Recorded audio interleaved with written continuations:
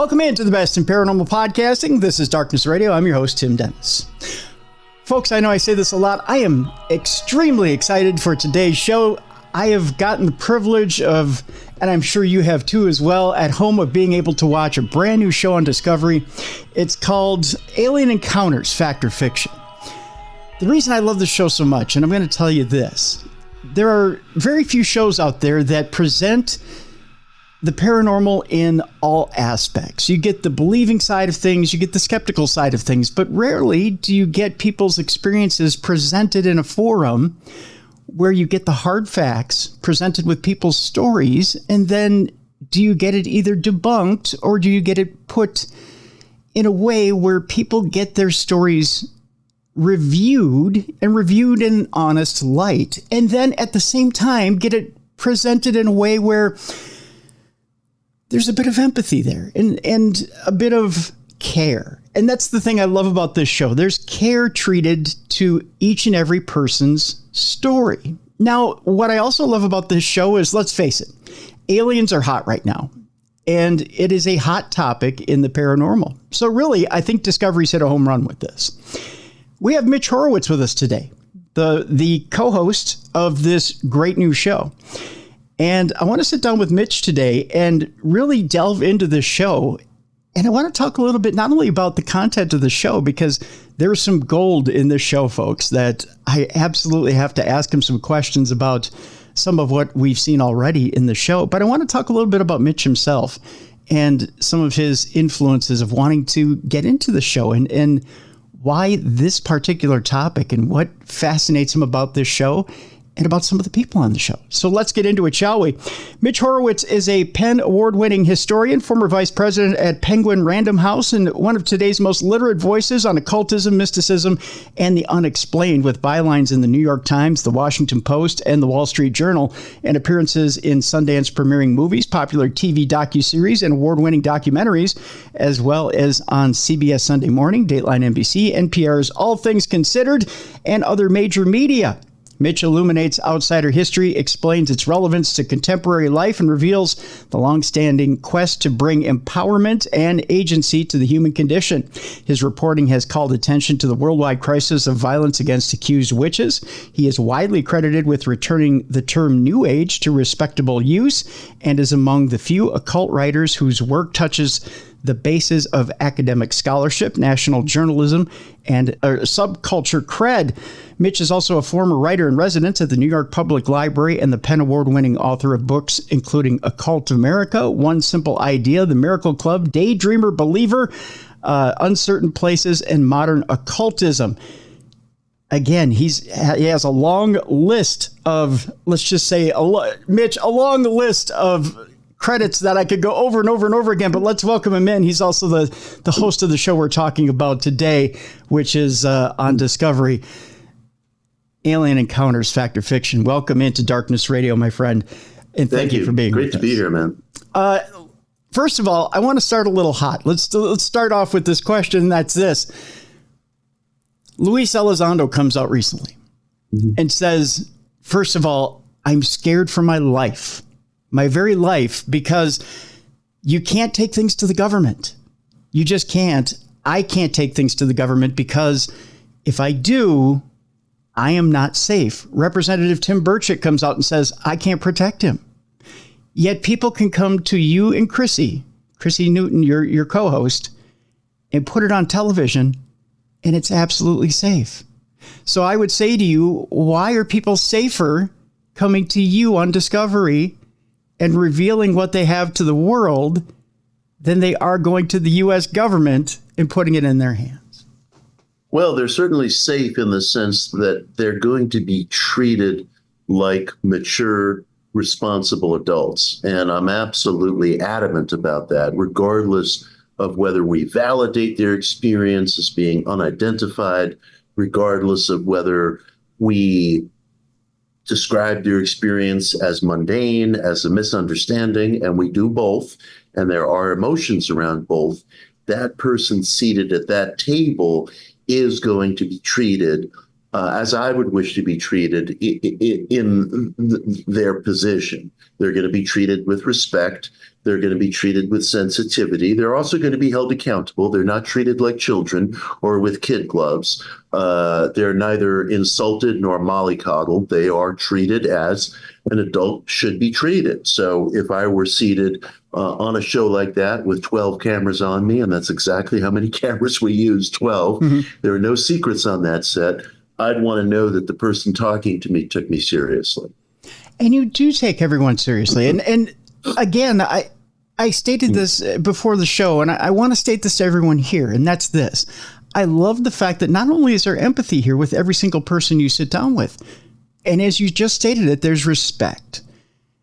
I find that on some paranormal shows, which will go unnamed, it doesn't seem like there's that respect there. It seems like absolutely it's just a case. It's one case and we move on to the next case, and your material for the show.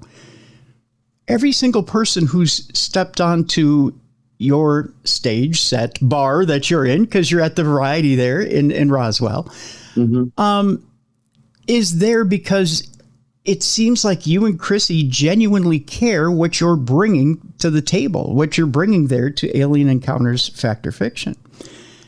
There's two pillars to that, and I want to touch on both. Sure. I remember years ago, I was writing for a positive thinking magazine called Science of Mind, and they wanted me to interview an author named Bill Urey, who's the co-author of a very famous book on negotiation called Getting to Yes. And frankly, I wasn't looking forward to it at all, because I thought to myself, this guy is going to come on and we're going to talk about stuff that works in principle but doesn't work practically when you're on the basketball court. And I thought, it's going to be boring.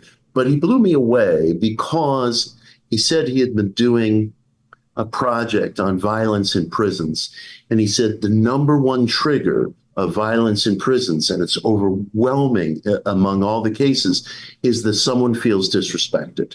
That when there's a sense of disrespect in a high tension prison environment, it's not infrequent that that breaks out into violence. And it's such a simple idea, but such a revolutionary idea. And I've taught it to my own children growing up here in New York City, that, if you want to stay safe on the street, yes, you have to be alert. Yes, there are certain rules you have to follow. And one of those rules that children are not sufficiently taught, and as evidence of this, I will point to TikTok or Twitter, is that you have to respect people, that people have a very deep-seated trigger in feeling like they're being respected as an adult. And so that was a principle that speaking with Bill Urey turned out to be a revolutionary versus a boring experience, because I heard that there was an application of these ideas that went beyond the theoretical or went beyond principle that doesn't work on the playground, so to speak. That's one leg of it. The other leg of it is I'm a huge admirer of the now deceased psychiatrist John Mack, who was a trauma specialist at Harvard, who became famous and within academia infamous for interviewing people who recorded abduction experiencers, people who felt that they had been abducted by a UFO or some other force. And Mack's conclusion was that using his tools as a trauma therapist, he determined that these people who came to him were telling the truth, that they had no signs of what we would colloquially call delusion or psychosis, or certainly subterfuge or fakery. And his attitude was more or less, look, I'm using the tools of my trade. If you're not happy with my answer, you can go to a different clinician. But according to the tools I use as a trauma specialist, these people are speaking with veracity. You can do with that what you want. And we lost him too soon. But we have video footage of John speaking with experiencers, for example, in the nation of Zimbabwe, where some school children witnessed a UFO. It was an extraordinary encounter that they reported. This is the subject of a movie called Aerial Phenomena, which I widely recommend. Yep. And you could see that John spoke to the kids, the parents, the staff, the faculty at the school. He talked to everybody the same way. using the same basic vocabulary, using the same relatability, and it didn't presuppose his answer, but he gave everybody who he encountered respect, whether they were in private, whether they were in a group meeting or session. And I thought that's the way to do it. I want to walk in his footsteps. So those are among the things that informed my approach. I think you very much do walk in those footsteps. In fact, it comes up in the very first episode. I was going to save this for the second segment, but I think I want to bring it up now.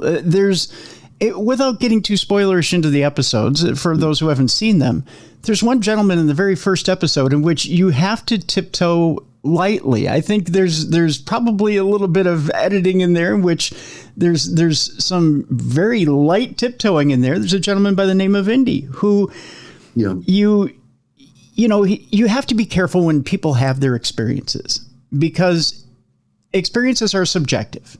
And especially when you're dealing with someone who's passed away. And this man tries to tie the passing of his father to a sighting of what he believes is a UFO. Mm-hmm. And you and Chrissy do a brilliant job of taking his evidence and dealing with his experience. And I deal with this all the time on the show when people submit evidence to me. And that is this, Mitch, that you have to... and you handled it brilliantly in this. And again, I'm not going to get too spoilers. I want people to go watch the episode as to how you dealt with it. And you did deal with it like John deals with it as well. And I want you to comment on this in just a second, but I'll just leave it with this, and then I'll pass the ball to you, and that's this. As far as I would have dealt with it, I think my response probably would have been incorrect. And yours was very correct. And I'll let you explain to people a little bit about how you dealt with it. Mine would have been more, your experience was your experience. And I can't tell you what that experience would have been. But here, as far as Chrissy's evidence was, it's dead on. And, what you saw was probably not what you saw. However, what you saw in your dream was absolutely your experience. Mm-hmm. That first part is correct. The second part is not. Now, with that, can you expound on what it is I'm saying so the audience doesn't think I'm just talking gibberish here? Sure. This gentleman, the experiencer, Indy, is an outstanding man. He's a cannabis farmer in Northern California, so he immediately has my sympathies. I'm on his side. Mm-hmm. And he brought to the table with his wife, also very deeply impressive and intelligent person, they both are, the experience of having witnessed what he considers a UFO in near proximity to the death of his father, a man whom he venerated and had tremendous respect for. And I probably would have too had I had the opportunity to meet him. And the data that came back showed that the ISS, the International Space Station, was passing overhead at the time of his reported experience in Northern Cali. And so in following the data, we had to come down on the side of describing a mundane explanation for Indy's experience.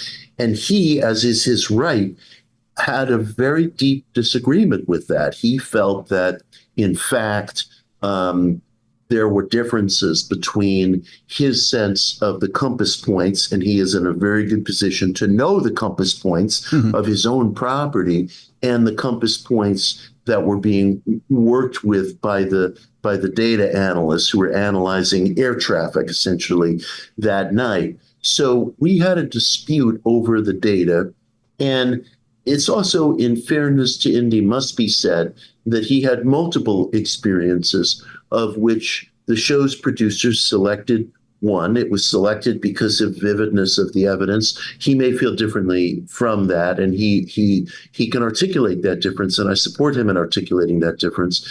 But I feel that the producers did their job with veracity and effort and responsibility. And so of the evidence that he presented, that was picked out, that was analyzed, and we were led to conclude a mundane explanation.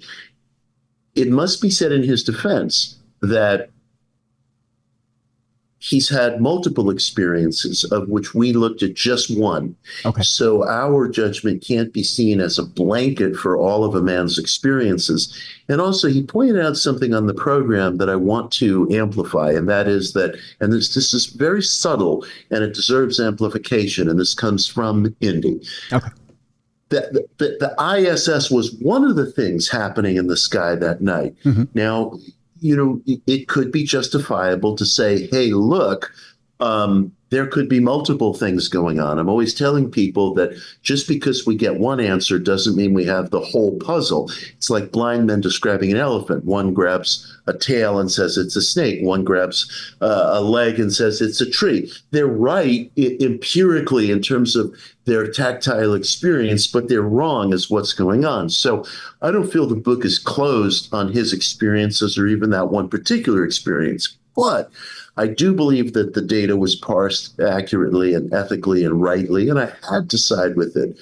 But he also pointed out that there's a relationship between after-death experiences and UFOs, and I believe that is absolutely spot on. There is a relationship between these seemingly very disparate fields, because I think that we who are interested in metaphysics, my career has been chiefly spent probing metaphysics in history and practice, and we who are interested in UFOs, I believe that ultimately we're having the same conversation. Okay. If we're talking about things that can't be explained away by mundane circumstance, which most can, once we get down to that golden handful, that single-digit percentage of cases that can't, I think these conversations start to converge. So for me, having him on the show was a signature moment.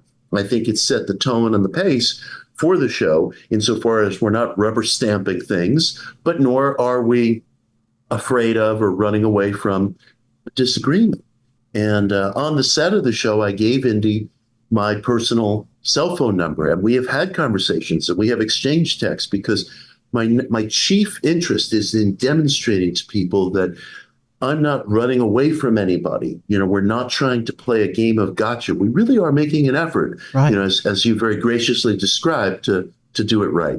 Right. Yeah, absolutely. And that's very admirable. I mean, to not drop him after the show and to continue to say, hey, you know what? I'm still here for you. I'm still going to pursue this if you still want to pursue this, because the way that the show leaves it, I mean, again, I don't want to get too much into it, but he does leave, and it looks like he's quite angry as he leaves. That it's, it's very uncomfortable. We'll put it that way. It's just very uncomfortable. He was dissatisfied with our analysis. Yeah. And he has a point of view that deserves hearing, and his dissatisfaction was a mature and reasonable dissatisfaction. So sure. There are disagreements on the show, and they're not juiced up. One of the things I was proud of, I was saying this off mic before we went on. Yep. I don't see the episodes pretty much until they air. I get a link before airtime, but we're already airing like watch for spots by the time I'm watching the link. So yeah. I see it when the audience sees it. And every presenter on every show has this moment where he or she is wondering, wow, what is the edit going to look like? Is it going to skew something? Am I going to be screaming into a pillow or something like that while the show is on? And as I was saying off mic, the first 3 episodes I've seen demonstrate exactly what happened in the room. It's shorter. It's more condensed. In Indy's case, we were probably in the room for about 2 hours. But as far as I'm concerned, it shows what occurred, what the point of view was of the different players. I don't think anybody is given short shrift. So anyway, yeah. I'm speaking broadly about the show in general at this point, but by and large, what you see on camera is what occurred in the room. And that's fine. All you have to do is paint with broad strokes. You don't have to get everything that happens in the room by all means, and you don't have time to. So with that, that's what you have to get to. Although if the public is interested in that, I'd be happy to do an 18-hour show, and we can all hang together for extended periods. Right, so. And that'd be wonderful. I mean, I'm sure there are plenty of people who'd love to see it, but I'm sure there are plenty of people that, at that point would want to drop off at some point and probably wouldn't want the entire 18 hours. I'm curious with that, with your background and with the occultism background, I'm curious as to, and with Chrissy's background as well, with the technical background and the scientific background, if there ever is in these multiple hours where you're sitting with a client, is there ever a point where, and keep in mind, I don't expect Springer-like fireworks to be happening between the two of you, but are there ever those moments where maybe it is a little tense, where the two of you are looking at each other like, I know what's on that paper, and I know there are analysts here that are saying this is the concrete evidence, but you and your knowledge, and your extensive knowledge at that, is saying, you know what, I have my knowledge I'm bringing to the table, and that, although that's concrete, I'm sitting here listening to this credible witness, and my gut's telling me that what's on that paper isn't necessarily so. Do you ever have those moments where you're going back and forth? Absolutely. One such moment actually appears in episode 3. It's the most recent episode that aired apropos of our talk. There was a lobsterman named John Levitt from Maine. And John and some friends of his had an experience several years ago on Richmond Island, which is a very beautiful bucolic island off the coast of Maine, with orbs of light that exerted what felt to them like a physical force. And this was several years ago. Nobody had their cameras out. It was during a camping trip. It was disorienting. It was terrifying. John speaks about it in tones of real verisimilitude. And because he brought no evidence to the table, there was no physical evidence, journalistically and analytically, Chrissy had to come down on the side of this not being what we would call a UFO, this not being something that she was prepared to classify as unidentified. And she was doing the right thing because she journalistically and analytically is bound to follow the data, and there was a paucity of data. But I had a difference insofar as I also tried to consider the nature and the credibility of the witness, just as a member of a jury would with somebody up on a witness stand. And I'm asking myself about the background of this person, the call it subjective, but the character and the solidity of this person, the emotion that they're showing or not showing. I'm also looking at the history of the area and whether there have been similar descriptions, stories, sightings, either recently or historically, more distantly, perhaps in the 19th century. I'm looking at a whole host of things, including the data, just as if somebody was on a witness stand and I was asking myself, do I believe this person? Is he or she credible? And is this a person who's always making the rounds on the UFO circuit, trying to get attention? Right. Is this a person who sought attention, or is this a more private person who perhaps is telling their story for the first time? Now, the friends with whom John was camping were a well-educated, impressive group of people. They included 2 trained marine biologists. John, as a lobsterman, knows the lay of the land. Like Indy, he's no stranger to this territory. He's not, he's out on a boat on high seas where if your eyes play tricks on you, that can be your life. It's no joke. Yeah. You learn to think critically, or you probably don't last very long. Right. Anyway, there's a whole host of things, including the nature of the camping party, including the history of the area, which has some such sightings as this reported actually in historical literature, which interested me. And I felt so strongly about his case and his character that I was willing to, and in fact insistent on, describing it as unidentified. Doesn't mean that the case is closed, but I think that we don't know enough to conclude that it was mundane. So she and I had an on-air disagreement there. And as with Indy, it was a responsible one. It was a reasonable one. And if adults can't disagree, well, I don't know. I'm afraid to finish that sentence because I see so few signs of adults being able to honorably disagree. And I hope that our show is an outpost of that. It's getting tougher and tougher these days, I think, to be able to honorably disagree. But it's refreshing when you can, especially in an arena of the paranormal. It seems like even within the paranormal these days, it's getting harder for adults to be able to disagree. You get damn near impossible. You know, it's funny. Somebody, there was somebody who criticized me this morning on Twitter or X. What are we supposed to call it nowadays? I'm not quite sure. And it was criticism, but because it was honorable criticism, I retweeted it and I was happy with it. Yeah. The guy is a critic of what some people call, I don't know, pseudo-archaeology. It's not a term I like. It's not a term I use, but I guess he doesn't like Graham Hancock and company, whatever. And he said, you know, I'm glad Mitch hasn't done that, you know, delved into that stuff, although he does deal with it briefly in Modern Occultism. That's one of my recent books. Okay. And he said, you know, but, you know, and he has facilitated some of the publishing of it. Now, I used to work in publishing. That was a hat that I wore years ago. And I very proudly published a couple of books on, I guess, controversial topics like the New Age conception of 2012. And I'm proud of those books. I published them again. If people don't like those books, they are totally entitled to criticize me for abetting the publication of works that some people see, I guess, as delusory or pseudo-archaeology or whatever you want to call it. But I thought, bravo, bravo. You don't get into any heavy adjectives. This is there are parts of my career you like, there are parts of my career you don't like, and that's cool.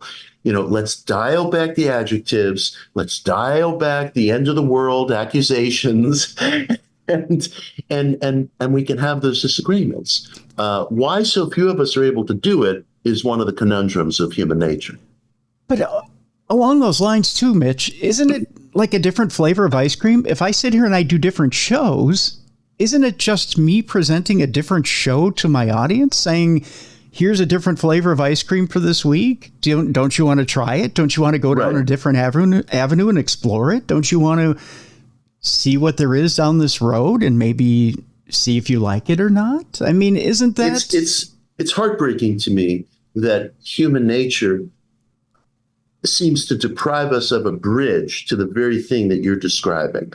I don't think a person can really be considered a mature person unless he or she is able to have these disagreements without launching into adjectives. I know people are going to think this is a platitude. Let them think it. I want tough critics. I want tough skeptics. You know, I'm interested in ESP research, for example, controversial field. That field is in crying need of good skeptics. We don't have good skeptics. We have ideologues, sentimentalists, pseudo-skeptics, people who don't know the data, who have never read any further than Wikipedia, which is mostly mono-sourced on this topic. And I'm not going to get better unless I have people goading me to get better.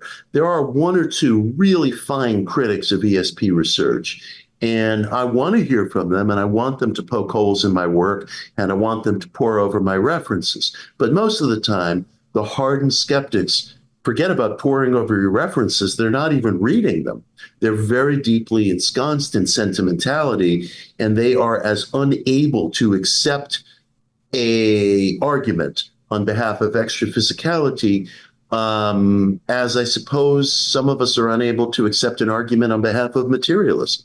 But bring it to me, bring it on, be tough. Yeah. But spare me the adjectives, spare me the histrionics, be honest, be ethical, have your ducks in a row. And guess what? It takes a hell of a lot of time.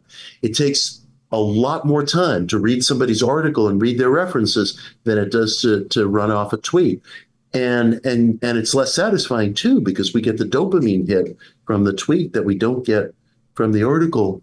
And I really, really do hope that if someone could, for example, dispel a piece of cherished research that speaks to my interest in ESP or that speaks to my interest in UAPs, I hope intellectually and emotionally I would digest it. And damn me if I don't. I don't belong on podcasts like this one. I don't belong presenting to the public. Yeah. We have to be willing to take hits.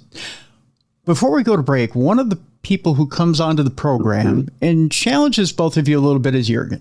He comes on in episode 3 and you have pretty good evidence that suggests that what he's got there is something. But one of the analysts who comes on and says, and basically he's talking to a blinking light in the sky in his video evidence. Oh, yes. Suggests. Jürgen, right. and he says, well, I ask it a question of validation. So he says, if I forget what the question was exactly, but he asks it basically if you're there, flash a light at me or whatever it is. And it flashes back at him. And that's his validation that what he's talking to is a UFO. So one of the analysts comes back and says, well, couldn't this be a piece of space debris that basically turns and flashes back at you? Which is a valid question. Yep. An absolute valid question, which Chrissy delivers that question to him, and he says, well, this thing that's traveling through the sky is traveling upward, which he comes right back and delivers a very valid question right back to her. He's right in there, give and take, brilliant give and take back and forth. I think most people that are sitting in front of a camera that, first of all, they get a little starstruck. So they're not in their right mind. They might be a doe in the headlights, so to speak. Yeah. They don't really realize where they are at that time, and they're not really thinking ahead, and they're not really realizing what it is that you're presenting to them. And they're not of a cognitive mind to fire back. Jurgen's not there. He's thinking about the evidence. He's thinking about what you're presenting him, and he's ready to fire back. So he's giving you a good give and take, and he is of a believer standpoint. So when Chrissy is giving him what he wants, he's with it, and he's saying, yep, you're validating me. And the minute she says, well, that could be some space debris, boy, was he on his game. I want you to talk a little bit about Jurgen and the what you thought of Jurgen, and what was your take on him, and how did you feel about him? That's a great framing of the episode. And again, Chrissy's opposing point is extremely good. It could be a piece of space debris. And this stuff does flash if it's catching reflections of the sun. And that has to be contended with. It's a very good point. Jurgen's counterpoint is also very good, that it's moving upward, which starts to cause some doubt about whether that applies. The thing I liked about him as an experiencer is that although he was given a lot of time on camera to explain his experience, there were certain things that I learned about him that didn't make it to camera, not because nobody wanted it, but because it was just a question of time. He has done a lot of technical research on his own. He's kind of a citizen researcher. And he looked into this experience pretty heavily before coming to the table. For example, on his own, using software to research air traffic in the sky that night. And he exemplified a trait that I found in a lot of the guests. Although he doesn't have a technical background in the same way that some guests do, some are veterans, some are Navy people, some are military folk, some are engineers, some are software programmers. They got their toes in technology sufficient to the point where they have access to certain resources or the capacity to frame certain questions in ways that I would say are a cut above a way that a layperson might do it. And Jurgen, for me, was that way. He was that way. He did a lot of research. He checked a lot of different boxes that would have dismissed his experience as mundane. And for that reason, I was favorable to him. I thought that his evidence, I can't say it's bulletproof because Chrissy raised a very good point, but I was sufficiently convinced by it, and again, sufficiently turned on by the rigor that he had demonstrated before coming on set, that I had to give it to him as unidentified.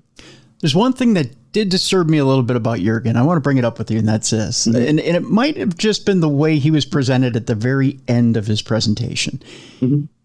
He states that he gives up everything, basically, to move out to Sedona, and he gives up his job, and he says that he's started this hunt now to have more experiences, and that he's going to keep seeking out UFO. But to me, and this is this is what disturbs me about this. When someone gives up something because they have an experience with something and they want more and more and more of it, they get that dopamine hit and they decide that this is what I'm going to dedicate my life to.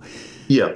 This is what disturbs me, Mitch, about this, because to me, it's like if I go out in the woods and I have an experience where I see a black bear and I decide, you know what, this is just part of nature, because let's face it, these aliens are part of nature. Okay. They fly around in the skies, whatever they are, they're part of our universe. Right. And there's nothing we can do to stop having an experience with these things. Okay. If we have an experience with them, we have an experience with them. So it's like if Jurgen goes out in the woods and has an experience with a black bear and says, I'm going to quit my job, I'm going to move out in the woods, and I'm just going to stay there until I see another black bear. Why give up your life for this? Yeah, I hear you. He's a countercultural dude. You know, he has a mohawk, again, a guy with whom I immediately sympathize and like. And he marches to his own tune, which I also applaud. It wouldn't be my personal way. If I had a UFO experience, if I had let's say an ESP experience, I don't think I would go looking for further such. That's my character. That's who I am. Look, people like to go to these conferences and trade experiences. Mm-hmm. It's not for me. It's not my way. Right. And people often ask me, what paranormal experiences have you had? I suppose I could say I've had some, but they're not the kind of thing that anybody's going to make into a movie anytime soon. Yeah. I mean, we're not talking fire in the sky type territory. We're talking J.B. Ryan type territory, with the ESP Zener cards. Not the most romantic experiences that a person could have. And, I was saying this weekend, I was at this UFO Fest in Roswell where we were actually presenting an episode of the show. William James, the great American philosopher, wrote in his journals, he said, I despair of the fact that I seem to be one of those people unable to allow the door of the psyche to just fly off its hinges and allow these experiences to just come in, whether it's extraordinary healing or ESP or after death. And I thought to myself, I'm exactly that way, which is why I venerate James and I really identify him as a hero. I'm exactly that way. I, too, have one of those psyches where the door doesn't fly off the hinges. I've had very few experiences, but I believe from reportage, history analysis, data analysis, and I dig very deep into this in ESP research, for example. Mm-hmm. I believe there's verity there. And James's approach was, yes, the evidence is such, the testimony is such, the experiences are such that I believe there's verity there, even though I'm not on the playing field myself having those experiences. I am researching, reporting on, and relating those experiences. It wouldn't be my approach. I don't want to be known as a professional seeker of this or that experience. I describe myself as a seeker, undefined. Right. And I'm willing to get it right. I'm willing to get it wrong. I'm willing to be uncertain. It wouldn't be for me. I dig him, but that would not be my approach. All right. With that, let's take our break. When we come back, I want to hit you with the fact that you may not know. There's a lot of paranormal shows out there that claim they're seeking evidence. You may have actually been the first show in the history of paranormal shows to actually find it. Right on. We'll talk about the actual physical evidence that you and Chrissy find. And just this is going to be fun. The actual second show of your series. We'll talk about it when we come back. Mitch Horowitz is our guest. The show is Alien Encounters Fact or Fiction. It's on Discovery. Again, folks, I encourage you to check it out. We have, again, check your local listings. We'll have a listing for it in the description of this program as to where you can find it. Again, folks, Alien Encounters Fact or Fiction is on Discovery. When we come back, more with Mitch Horowitz and the fact that you actually found physical evidence. We're going to talk about it when we come back right here on the best in paranormal podcasting. This is Darkness Radio.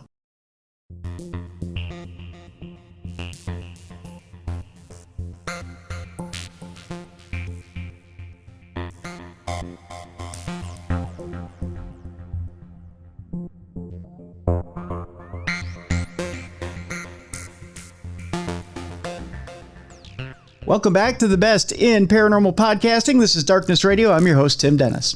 My guest is Mitch Horowitz. He is the co-host of Alien Encounters, Fact or Fiction. An amazing show, folks. Chrissy Newton is his co-host. Again, a balanced look at when people bring in their evidence to you. There at the Variety in Roswell, New Mexico. I haven't asked you this. I know we haven't gotten down to basic questions about the show. I'll ask you a real basic question about the show. I know Roswell, New Mexico is kind of, you want to say the granddaddy of them all, the birthplace of where aliens really did or were discovered. Although technically, 10 years before would have been the first alien crash site? Well, let's see. I guess Roswell was 47. A lot happened in 47. Yeah. And Arnold and Roswell and sightings over L.A., D.C., New York. I view Roswell as the Amityville of UFOs. Yeah, Amityville, as many of your listeners know, is this quiet, perfectly nice town on central Long Island, which is forever synonymous with haunted houses. Roswell is forever synonymous with UFOs. Same deal. Yeah. What made you decide to center it in Roswell? Why not say out in New York? Why not somewhere else to take this type of show? You know, it's interesting. The producers were first looking at a town immediately outside of the infamous Area 51. And there's a bar and restaurant there called the Little Alien Inn. Yes. The Little Alien Inn. Yeah. It's really very good. I've eaten there. I've hung out there. And it's the perfect spot, but it's really rural. I mean, it's desert terrain, and there's just not the infrastructure for electricity, gas stations, motels, driving proximity to a nearby town. You got to drive 30 miles if you want to go buy milk. Oh. And so it just wasn't possible logistically. But so then they saw Roswell and thought, well, this is the titular UFO capital of the world, and they wanted to station it in a real working class bar, a watering hole, and they found the Variety, which is a great place. And of course, everybody in town, or every second or third person has a story, because they might come from the military, they might come from a military family, they have roots there, and there are weird stories that abound, and people are not kidding. It's a perfect setting. I mean, the Variety just is a perfect stage for everything. It really is. Also, there's no food served there. They wanted a place where there was no food. They wanted a real watering hole. So you can order food when you're there, but you come to the Variety to drink. That's perfect. That is perfect. Yeah. So what's more perfect than you're in Roswell and you come across, is he a geologist that you run across? Frank Kimbler, yes, he's a geologist and a professor of earth science at New Mexico Military Institute. And Frank claims he brings you a little piece of metal and claims that he's gone over the Roswell crash site and claims he has evidence from the crash site. Yeah. When I first heard about this from the producers, I thought, oh, God, this is going to be so embarrassing. I'll never be able to show my face at the Theosophical Society again, you know. And yet, it's really an extraordinary piece of evidence, and this is the story. Frank, as I was referencing, is a trained geologist and professor of earth science at New England Military Institute. He is a Roswell enthusiast, so he got himself a teaching job at the Wright College. It's because it's right there in the heart of town. And Frank combed over the crash site and found some particles that he identified as being uniquely old and bearing markings that immediately dismissed the possibility that they were pieces of trash or just ordinary debris, of which there's plenty out there. Yes. Yeah. And the first thing I said to Frank, and you'll see this on the show, is, look, this is the most famous alleged UFO crash site on Earth. Wingnuts, scientists have been combing over this place for years. If anything ever happened there and it was covered up by the so-called men in black, That's another coterie of people who've been coming over this place. How on earth, after 75 years, could you find any material evidence if, in fact, anything happened at all? And he explained to me the nature of a debris field and how things get buried under layers and anthills and so forth. And it's quite a real phenomenon. And he found these particles. And we tested one of these particles and found, and I want to say this very carefully because it is really remarkable and it's really strange. It's genius. The particle, which showed signs of both manufacture, impact, and explosion, is composed of pure aluminum, which is one of the most bountiful elements on Earth, but it is never used in manufacturing, certainly not in the manufacturing of any kind of aerial machinery or any other kind for that matter, because it's not sufficiently stable. It's not a compound. The aluminum that we use, the aluminum that's in your kitchen, the aluminum that makes an aircraft, the aluminum that makes a bicycle is compound aluminum because pure aluminum is too flexible and unstable. And yet this aluminum fragment distinctly showed signs of manufacturing, impact, and explosion. What the hell was it doing there? And Frank further elucidated on the point this weekend at a lecture that I was fortunate enough to attend. And he said, in actuality, the report went further than what we were able to examine on air. The surface of the fragment is, in fact, pure aluminum. 10 microns below the surface, according to Frank, and I haven't seen this data, so I'm quoting him. Okay. Appears a 6000 series compound aluminum, but it's of no known character that's used in manufacturing because in its chemical nature, it's too thin. It's too thin.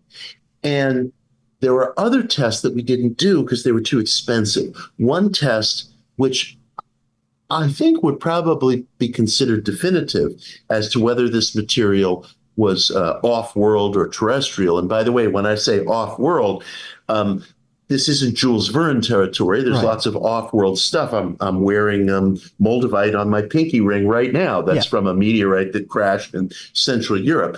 Determining whether this stuff is off-world would require a radiation test, which costs $7,000 and would destroy the sample. We didn't have the $7,000 in our budget to do that test. It's not an outrageous sum of money, but it's significant enough so that somebody, a school or a show or somebody has to step up to do it. So we didn't do that. But holding this in my hand, I felt shivers. I felt the way people must have when they held the first moon rocks in their hand. Yeah. It's really remarkable. And anybody who wants to go online and say it's debris, it's fragments of a Coors can, they don't know what they're talking about. But that's what social media is there for. And the fact is, it's pure aluminum, which is not used in any manufacturing. It shows sign of impact and explosion, and it was recovered from an identifiable debris field at the site. Whether it's the real deal, I haven't the slightest idea, but I have every idea that it is a legit piece of evidence that deserves and will receive further testing. If you guys are skeptical in the audience still, go to your local Coke, Pepsi bottler and go ask them what they make their aluminum cans out of. They'll tell you it's an alloy. Right. It's not pure aluminum. Alloy. Yeah. It is not pure aluminum, which is not used in manufacturing processes. Yep.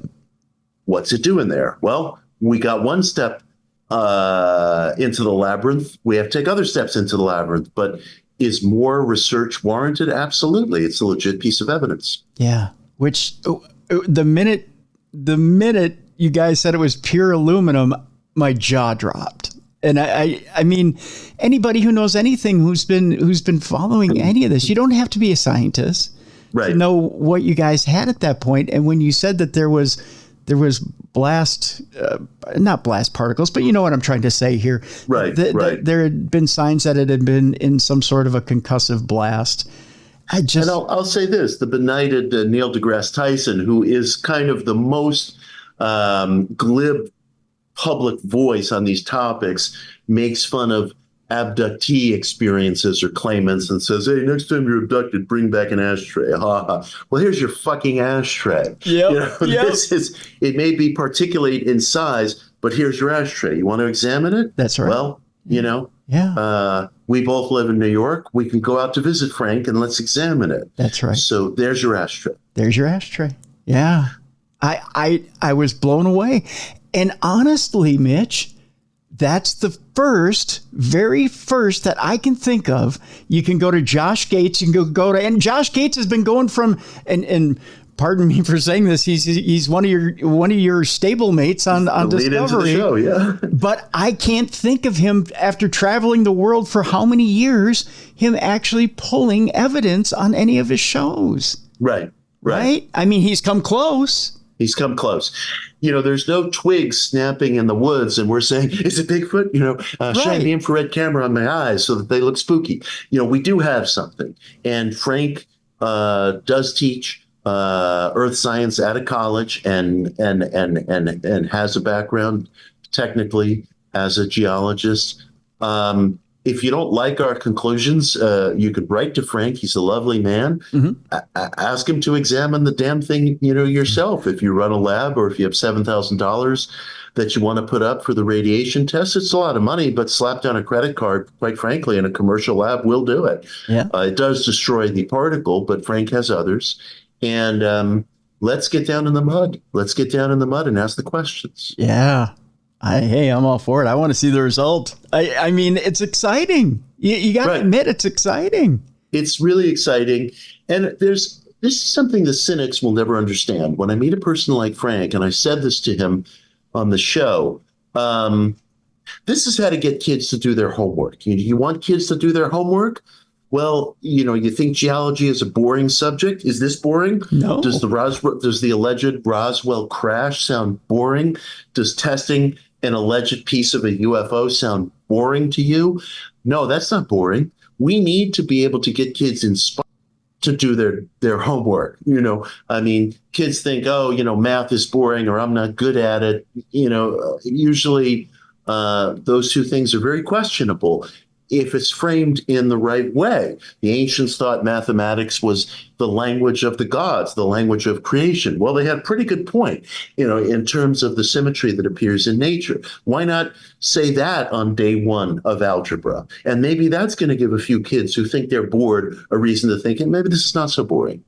Frank's the kind of person that can get the kids to do their homework. So I think we should be looking up to him. I'm going to go from something very real, which is evidence, solid evidence that you got on the show, to something that's an extreme conspiracy theory. Okay. Something that I thought about when, I believe it was Jessica you had on the show, when you said, I truly do believe you have seen a UFO and you've been burned by one, by radiation burns. Something dawned on me as I'm watching her case, and you cross-referenced government documents that said that others have had this exact same experience. And I've read news stories on this very show about people who have interfaced with craft and been burned by these craft as they've approached and touched these craft. But then something else hits the old noggin here, Mitch, and that's this. There's a little phenomenon known as Havana syndrome. Yeah. And Jessica talks about being followed by certain things in the show. And I started thinking of alternative things like Havana syndrome. And the one question I had for you is, did Jessica ever mention being a government employee, or possibly, as she's talking about being followed by craft, I'm thinking being followed by aircraft and not necessarily UFO? And did this ever come up that maybe she was a victim of Havana syndrome? It didn't come up, but it's a good point insofar as, look, unidentified means unidentified. It could be a form of terrestrial technology that we just don't know about. And that we always want to venture the most romantic possibility, extraterrestrial, interdimensional, could also be classified, and we just don't know. Now, her story touched me for and you were alluding to this.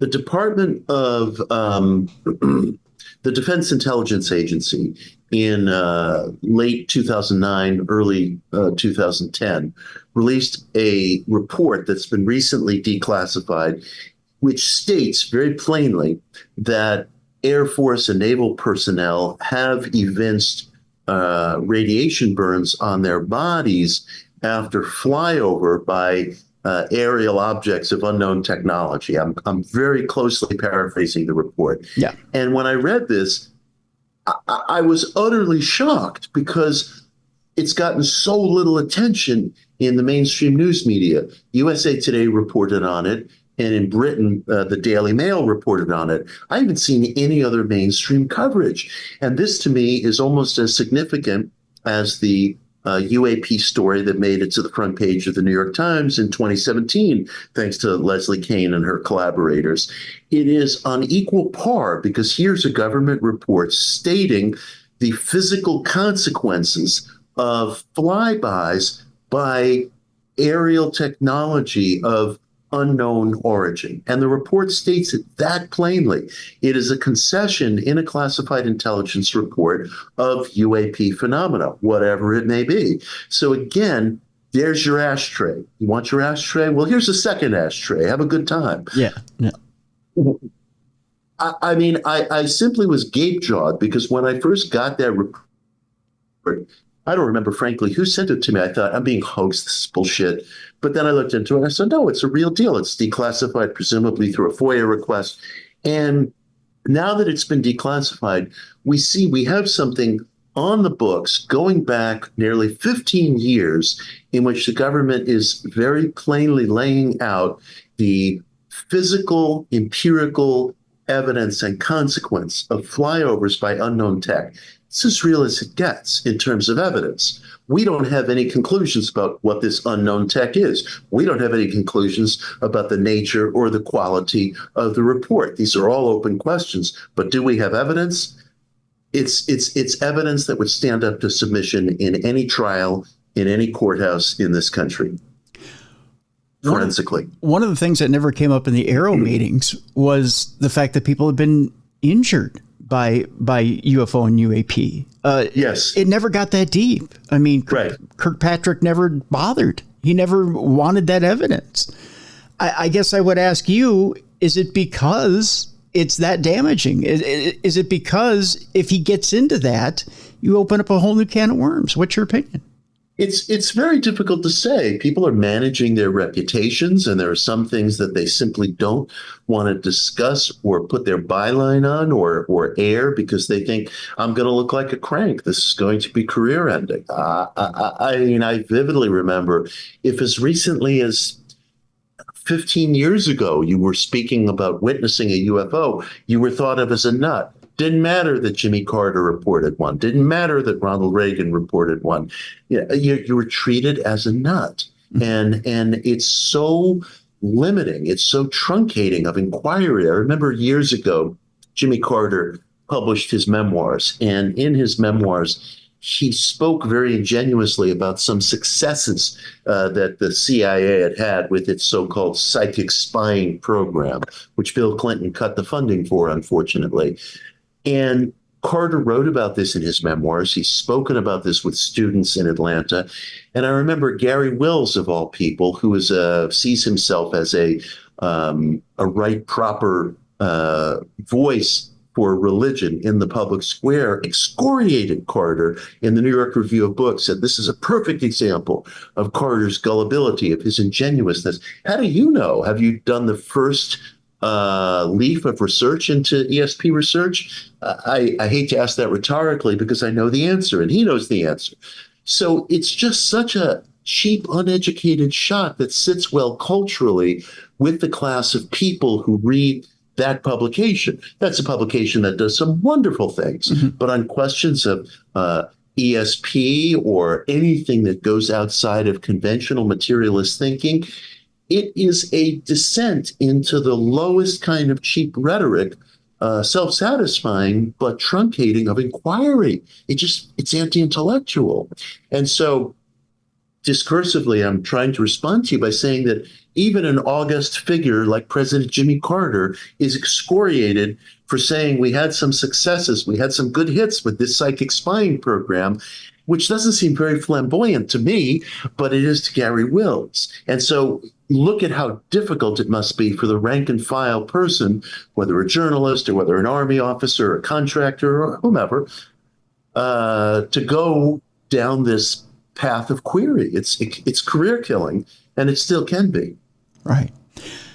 As we start to wind down here today, there's an interesting scenario, and I want to wrap this into a potential phenomenon we may see this season. We may not, but you have a gentleman on the show who brings you a cast. And I'm not going to spoil anything unless you want to spoil it. He brings you a cast that he believes may be a potential alien footprint. It got me thinking when I first saw the footprint of a phenomena that I'm aware of on the show, and you're probably aware of as well. I won't tell people what the footprint is. We'll leave it for them to watch. But it got me thinking when I first see a footprint, we start thinking about things like Bigfoot. And on this show, we've interviewed people that have made the connection between aliens and Bigfoot. And I know that you in particular state on that episode things about camping. And although that's not really your forte on this show, there is a definite alien Bigfoot connection. People have talked about, where one goes, so does the other. Do you anticipate maybe running into one of these cases where someone says, I see something in the sky, and all of a sudden I'm hit with this creature that's 8-9 foot tall, and he's hairy, and he's in front of me? It's funny. One of the points I make on the show, and I was referencing this earlier, is that we're all having the same conversation, I think. Once we bring to the table questions that can't be immediately written off by the box checks of mundane phenomena, when it comes to extraphysical experiences, anomalous experiences, experiences that violate common observation, I think we're starting to have the same conversation. We're just using different vocabulary. We all reach for vocabulary that belongs to our era. One of the points I made on the show, it'll be in a future episode, is that arguably the best ever literary rendering of a Bigfoot story came from the pen of none other than President Teddy Roosevelt, who in 1893 wrote a book called The Wilderness Hunter about his experiences big game hunting. And he writes about hunting in the late 19th century on the Montana-Idaho border, which was real wilderness, a hardcore wilderness. And he relates what we would call a Bigfoot story. And it's chilling. And it's very vividly rendered. He was a fine writer. But he calls it a goblin story. And to us, the term goblin, it sounds so antiquated. It sounds like it belongs to medieval fairy tales. But the term Bigfoot wasn't part of the culture just yet. So he wasn't going to say Sasquatch or Yeti or Bigfoot. It's a goblin story. Fast forward 50 years and everybody's starting to use the term Bigfoot. Nowadays, we use terms like alien, ET, tall, white, gray. We just reach for terms that are common to our current vernacular. So I think we're all having a similar conversation. And as far as this couple on the show, who I love, they, I suppose, consider themselves Bigfoot hunters or cryptid enthusiasts. Mm-hmm. And Chad, the guy, found these very weird, very mysterious tracks in a public park in western PA. And he took concrete casts of the tracks, which the game warden in the park could not have been less interested in. In fact, Chad said he was pretty much like scuffing them out with his boot. And Chad is saying, "What on earth are you doing, man? Like, let's at least cast these tracks." Now, spoiler alert, it's not an off-world creature. It's not an ancient alien. But he did found tracks, and I'll tell you this much, of creatures that are not native to that area, that are dangerous as hell, and that sure as hell should not be running around a public park where people are fishing and having picnics. Yeah. And I thought it was terrific. And my hat is really off to those guys, because everybody can say, "Oh, here come the Bigfoot hunters again, doing their weird shit." But the simple fact is, the game warden didn't care. The local cops didn't care. Nobody seemed to care except these two. They got the plaster tracks, and they found, again, presence of very, very real, vivid wildlife that's dangerous and that shouldn't be running around western PA. Right. It's a cool episode. I definitely could tell he wants to be a cryptid hunter. He's got the Ken Gerhardt hat on, and he's firmly in place. Cool. So I dig him. Yeah, I did too. Yeah. I mean, the funny thing is, if it's not for the enthusiasts, who's gonna care? Who's gonna care? You tell a state trooper, I found weird tracks in the park. He's like, yeah, go back home and sleep it off. The game warden is not only doesn't care, but he's scuffing them out. The Bigfoot hunter is the guy who takes the cast. So bravo. Bravo. Yeah. And it's a trip when you find out what it is. And the animal that it is an animal I've had some distant experience with, and they are not pleasant creatures. No, they're not. No, not at all. Not at all. Well, my hat's off to them. Someone's got to go out there and actually track these things, right?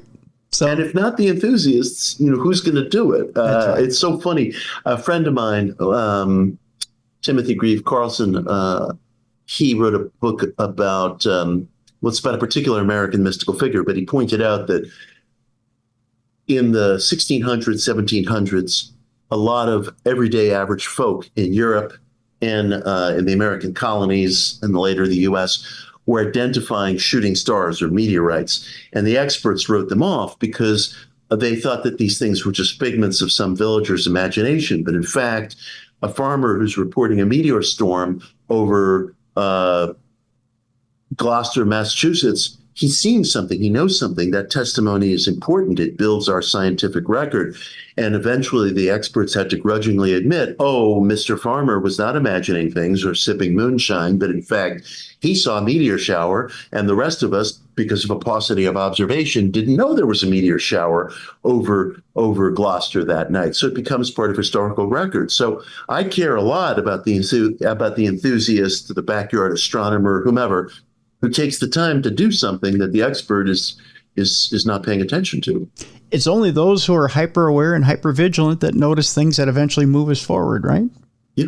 And hyperactive, and like hyperactive. Me, so. That's right. That's right. Absolutely. Folks, the show is absolutely wonderful. I encourage you to go watch it. It's on Discovery. We'll have a link in the description of this program so that you can find it. Mitch Horowitz is the co-host of Alien Encounters Fact or Fiction. Again, go check it out, folks. Mitch, I want to thank you so much for being on the program today. Pleasure, man. Really enjoyed it. Thank you. Pleasure's all mine. Thank you so much. I want to thank Mitch Horowitz for being with us today on the big program. I got to tell you, folks, I'm a real big fan of this show. I really am. I know there's been a little bit of scrutiny on the internet about the show. I don't think it's fair. I really don't think it's fair. And I want to get on my soapbox for just a quick moment about this show. And I'm not normally what you guys would like to say is a shill for network programming. I want to shill for the show for just a quick moment. And this is why. This is why I really believe in this show. There are not very many shows on network TV that will take a case-by-case basis, will allow someone to bring their evidence to a group of experts, because they do use real experts, even though you may not see them. And they don't have time to show you every single expert they use on the show, but they're using bona fide experts behind the scenes. They do very expensive testing on the evidence. They go over this stuff with a fine-tooth comb to make sure that they're giving educated analysis to each and every guest. And they take special care with each and every case that they go over to make sure that they're giving a very educated answer to each and every person that they sit down with, so that they're not taking shots in the dark here. And you even heard Mitch himself say that he gave the very first person that they had on the show, Indy, he gave him his personal number. Folks, that's dedication. You don't have to do that when you're on television. You just don't have to. That's care. That's standing behind what you do. And I can hear a lot of you saying right now in the audience, oh yeah, if I was on TV, I'd do that. No, you wouldn't. You would go home to your families. You would shut things off. You would shut the world off, because you would realize how much pressure there is behind doing a job like this. You wouldn't take it home with you.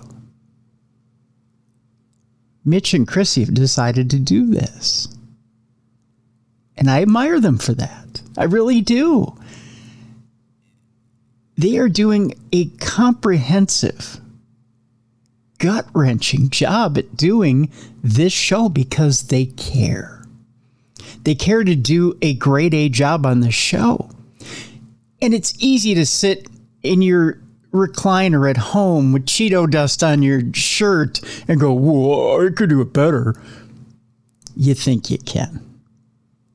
The minute you get a budget in front of you, the minute you have a producer, and I'm sure they have wonderful producers, but the minute you have a producer telling you have so much budget to do it a certain way, and you have so much time to tell the story, it's a completely different ballgame. You have no clue. And from what I've seen from this show, this is a home run. It really is. Again, you have to be on that side of the camera to know. And a lot of us will never be on that side of the camera. Here's the other thing I want to encourage you before we get to the weekend here, and that's this. If you've watched this show, give this show a chance. Really, seriously. Sit down, watch this show, get a few episodes under your belt. I guarantee you're going to love this show if you haven't seen the show yet. If you have seen the show and you're on the fence, keep watching it, because I guarantee you're going to love this show for its honesty. It's an honest show. There aren't a lot of those out there. There's a lot of glad handing. There's a lot of lip service. I love the fact that this is an honest show. That tickles me to no end. It just does. And what are you guys screaming about out there in the paranormal community? You want an honest show. You feel like you're being glad-handed. You feel like you're being given lip service. You feel like, oh, nothing's true to the paranormal anymore, and I could do such a much better job. Well, you know what? You've got a production company. You've got two hosts that are calling it down the middle. And there are still people out there who don't know what they're talking about in easy chairs. Talking shit. Yeah, I said it. Talking shit about this show. And they don't know what they're talking about. I really like this show, folks. I really do. And this is just from somebody on this side of the microphone who knows what it takes to make an honest show. And Mitch and Chrissy are making an honest show. And this is doing more of a service to the paranormal and alien community than you know. You want disclosure? You want honest facts about aliens? This is your breakthrough show. You're getting what you want on TV. Now, here's what you have to do in order to keep it on TV. Keep watching the show live. Although I'm looking at the website right now, and it says that it's available on Max, I couldn't find it on Max. I couldn't find it on Discovery Plus when I went to watch it. I'd watch it live on Discovery. So when these episodes come up live on Discovery, watch them live on Discovery. Do them a favor. Don't binge this show.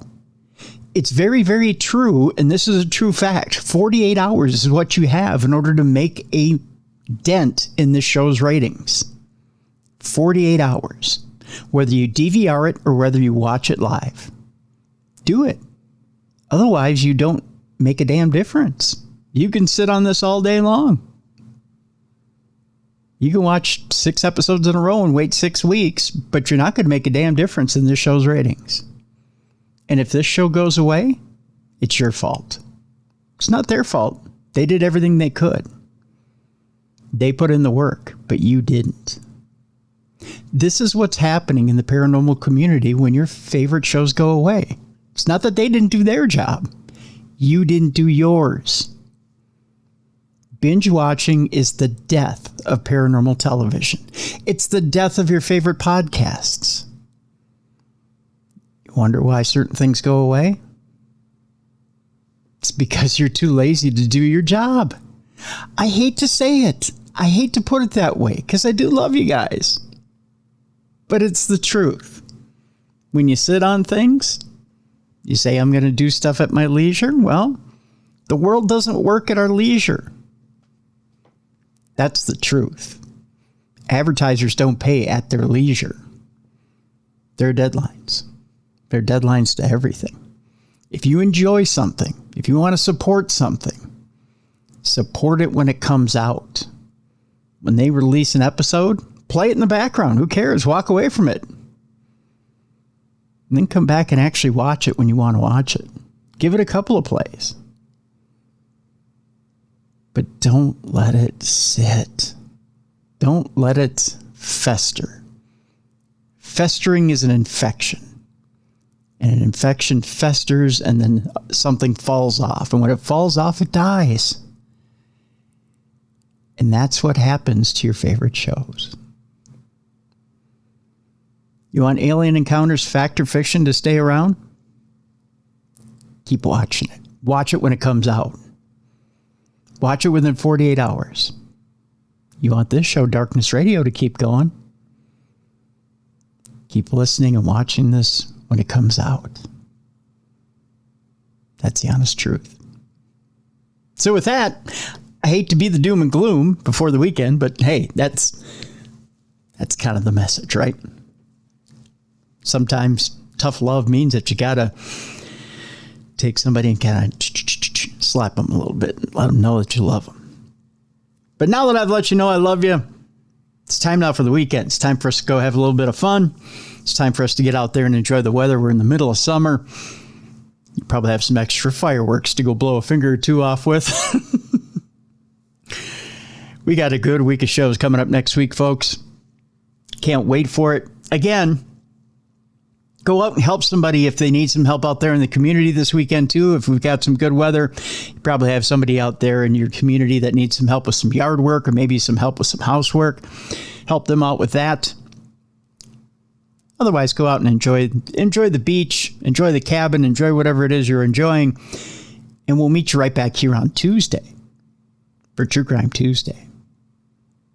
Having fun with this show, folks. I really am. And again, if you have a guest that you want to hear, I've gotten a few guest suggestions already. I'm already on the hunt to try and find those guests for you. If you have a story suggestion, tim@darknessradio.com.